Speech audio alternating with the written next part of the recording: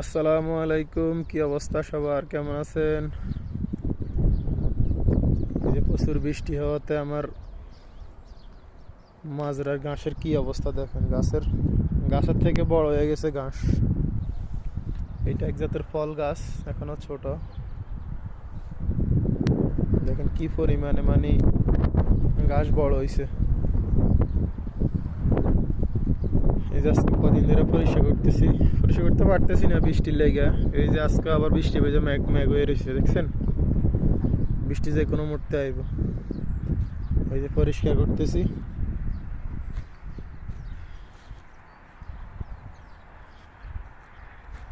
এই যে ফলটাতে এই যে এটা কি বলে, ওই যে হিল পড়ছে না, হিল পইরা দাগ লাগিয়ে গেছে, দেখছেন?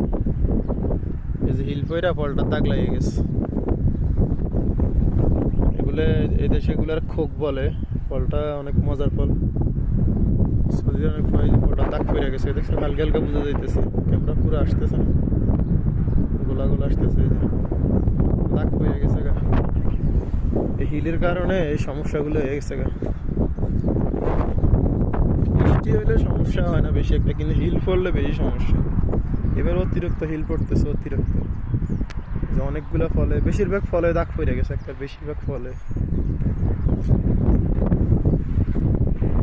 দাগ দেখা যাইতেছে, দেখছেন? দাগ পড়ে গেছে গা।